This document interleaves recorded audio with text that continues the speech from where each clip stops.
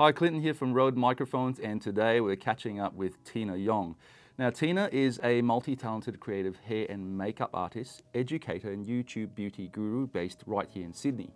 She runs regular workshops catering for all skill levels, ranging from beginners to industry professionals. And today she's going to talk to us about how important makeup is in the facet of production. So, yes, welcome, Tina. Thank you. So, like I did say, it is a very important facet. I think sometimes it generally is overlooked and perhaps sometimes also compromised. But I guess what's important today is, I want to find out, what are the basic fundamentals as far as makeup's concerned and what you generally do. Yep. Yeah. So let's just sort of go through what I usually have in my kit, my staples. Yep. So let's start off here. I always have mints or gum because if I'm this close to a client, I want to make sure my breath is on point. Then I've got obviously hand sanitizer, because we always want to be hygienic when we're touching people's faces. Yep. And then to prep the skin, I always have facial wipes and moisturizer. So that creates a really nice canvas for me to start off with. Then we go on to skin, so creating that nice base. And with that, I have foundation and then concealer. And then powders to sort of set that with. And for the ladies, optional lipsticks, eyeshadows and blushes. And then I've got my brushes here as well, so that's really important. I always like to invest more in my brushes, my tools, rather than more expensive products, because you can apply any sort of product, but it's the tools that help that application smooth on and blend out really nicely. And then also I've got some chapstick, especially in winter, we always get a bit chapped, and some brow sets. So for the males that have a bit of longer eyebrow hairs that you sort of just want to fix into place, this is really good. So this is sort of like my staple in my kit. This is the stuff that you generally will bring? I'll always have this, yeah. Yep. Plus additional stuff depending on the brief. Okay. So how then, in that case, does makeup differ from, let's say, male to female? So for example, if you were doing an interview style setup, what are the important things that you should normally do compared to a female? Yeah. So with males, for male grooming, we want to make sure that they're sort of not that shiny and want them to have clear skin. So obviously no blushes and everything like that, but basically just sort of clear skin and not so shiny. It's a bit mattifying. And with the males, it's pretty much, we don't want to make it look like they're wearing makeup. We just want to look like they've got good skin, everything's sort of well groomed and into place, and especially just not oily and glistening in the camera. As opposed to females, and there's a bit more, obviously eyeshadows, lipstick, blush, a bit of colour here and there, but basically the same thing. We want her to have good skin and add a few other products into the mix. Okay. And so how important is it also with your role as a makeup artist, when you're on set and you're working, let's say, with the DP or the cinematographers, do you sort of generally, you guys work together? Because I know that when I work with my makeup artist, she generally will come across and glance at the screen and she'll look at where the hot spots are and things like that. That's really important. That's a really good sort of point to make up, because a lot of makeup artists sort of go on set and they do what they think looks good, but chances are when it translates behind camera, it could be different. The lighting could be a bit hotter, and if the talent's sitting there for a while, they could start getting oily or getting a bit shiny. So I always like to, again, glance at the camera as well, like your makeup artist, and sort of just look how it translates, because the lighting and everything changes, and sometimes harsh lighting does wash the makeup out. So if you're doing a female and you did put a blush or a lipstick colour but it's not actually popping as you like it to, that's why I always sort of work with the team, see what the setup is and especially what the brief is as well. And Okay, perhaps talk through some of the procedures that you would normally follow. So for example, last time we had a bit of a conversation, you talked about how you would follow certain things like, even just sanitizing your hands in front of your talent or your client. Yeah, so well, basically the most important thing is before I start on someone, I always ask permission. Can we start? And I'm just gonna, cleanse my hands and everything, and I always ask them if they're allergic to anything, because these days people are allergic to everything and you sort of just have to sort of protect yourself, and a lot of people are allergic to fragrance or certain ingredients in products. So I always sort of ask, are you allergic, do you have sensitive skin? So just to know what their sort of skin type is first, and then I can sort of, okay, if you've got sensitive skin, I can use this on you. Or I always sort of check for contraindications, so things that will prevent me from doing makeup, things like open wounds and any other sort of skin diseases that I don't really want to mess with. So things like that I always look out for before I even start makeup. And then I would go in, I'd cleanse, even if they've cleansed already, because chances are some people get a bit lazy, and I sort of just want to know that, okay, even though she's cleansed, I'm going to cleanse again anyway, just so I know. And then I'll go in with moisturizer, which again acts like a base. If you're applying products onto your skin and you don't have something sort of like smooth and moisturized, it's going to grip on, it's going to drag, and it's not going to look or last as long. And then I'd go to foundation, I'd color match them. Now with my foundations, instead of carrying like 12 different shades, I like to sort of break it down and have 3 shades, so a light one, a medium one, a dark one, and then I learn how to mix, you know. So that's an important tip for any makeup artist out there. Instead of stocking up your kit and spending a lot of money on your kit, having every sort of single color, learn how to mix, because chances are I probably won't find your exact color in a bottle, so I'll have to sort of mix a couple of shades together. With foundation, that sort of knocks out maybe like 70 to 80% of the imperfections, and then I'd go in with concealer. So areas like under the eyes that need correcting because we have dark circles. So using this to sort of cover it instead of packing on foundation is a really good tip. So I always sort of spot conceal with my concealers, and then once I'm happy with the base, just sort of really lock it in, I always apply a powder, so translucent powder, a blotting powder. For the females, I'll do the blush, the eyeshadows, the lipstick. And for the males, sometimes when we apply foundation, it could look a bit flat. So I always like to go in with a bronzer, just to sort of add more dimension to the skin where the sun naturally hits.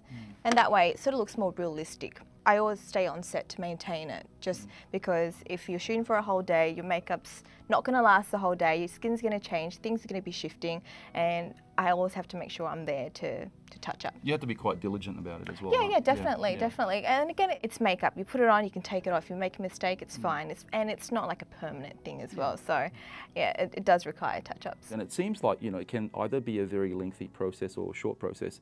And if I recall correctly, you said, you know, some of these things don't have to take very long sometimes. But for me particularly, if I'm in the camera department as a cinematographer or even as a photographer, how can I make your job easier? It all depends on the brief, okay? So if I know you're shooting, say, more whole body, so you're not going to have all these close-up on the face, I don't have to spend a lot of time making sure the base is completely flawless, just because that person is probably going to stand there for, I don't know, 5 minutes, and it's going to be a body shot and there's no close-ups. When it comes to like frames like that, I know, okay, well, I can tell the crew, like, okay, give me 15 minutes to do this person, or the other way, if you want something really close up, then I'll be like, okay, I need more time. I think communication is the key. Makeup does take a while, because you're bringing out the best features of someone. It's not like just whacking on some products and ta-da. So it all depends, but I always sort of cater to the brief and also ask the guys, what's it being used for? I always like to work with the whole team and obviously the talent, because things that work well for them, they will know. Chances are the talent will know, like, oh, colours like this work well with me, or my skin's like this. So having that communication with sort of everyone is really important, but it's most important to sort of follow the brief according to what the end result you want is, and whoever's sort of in charge of that, whoever calls the shots, then I always sort of run it past them, but also get other people's sort of opinions along the way. If you're shooting, for example, like a model in a bikini, and then obviously applying makeup to the face, but then the rest of the sort of body is exposed, and that might be totally different. How do we address those things? So, say when I'm matching foundation, I always match it to their chest or their body, because some girls can be a bit more bronze or tan, like if they've got fake tan on. But the best thing about these products is this one's MAC face and body, so you can use it on the face and body. And I think a lot of makeup artists overlook the body because they're there to do makeup. But generally, you know, I always have to correct the skin or moisturise the skin at least, or if she's got any bruises or anything, I cover that up, because that translates to the overall, like, the end look. So, you know, having products that work on the face and body is a really good idea. Yeah, because I've seen even some, you know, high-end music video shoots where there's exposed skin that can look very totally different compared to the face. Yes, definitely, especially when you're applying bronzer and highlight and all this sort of stuff on the face, but you forget about the body, so it's not consistent. So it sort of like ruins the shot, or, you know, the end result ultimately, if you just sort of overlook the body, because it's just as important. It's still them, you still want to make them look good, so it's very important to take care and look after the body as well. In other words, you know, this is doing it in camera, getting color correction, getting your skin tones right, And that's why makeup's such an important facet. Yeah, and what I love about it is like not only do you transform someone from the outside, but you actually give them the confidence in the inside because they know they look good. They're going to perform a little bit better on camera and be more confident. And whether it be shoots or on film and TV, you make them look good, but you make them feel good as well, which is what I like about it. Do you have a preference when it comes to different types of lighting? With lighting, how I sort of change my makeup is natural daylight, I would say, is the hardest to work with because it's the most unforgiving. So when you're out in daylight, you can sort of see everything. So if you've got layers and layers and layers of makeup on, it's very evident. And with HD cameras nowadays, you don't want to see all that product. You want to make it look like as natural as possible, but still give them that flawless look. So using the correct products and not going too heavy with natural daylight is really important. I think that would be the scariest type of lighting because it's the most unforgiving, like I said.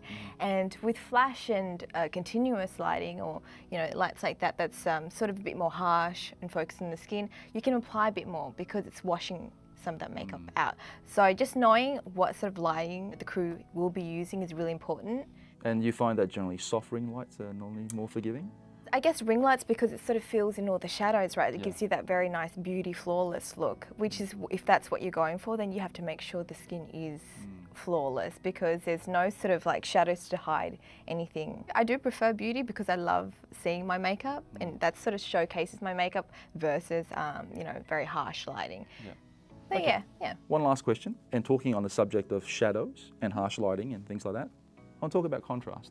Now, contrast is obviously applicable when it comes to, let's say, colour photography or motion capture and black and white. Yes. So how would you apply makeup differently, and what are the things that we should be looking out for if, say, we have to shoot for black and white? For black and white, well, it's very tonal, okay? So if I applied a dark green and a dark red in black and white, probably in black and white it still looks the same, but chances are maybe you guys want to take some colour shots as well, so I have to keep that in mind. But I always have to sort of pick and choose the tone of my colours according to, again, the end result. So if you guys are just shooting black and white and I want her lips to pop, then I'll have to use a darker colour versus a very natural nude colour because that won't translate as well.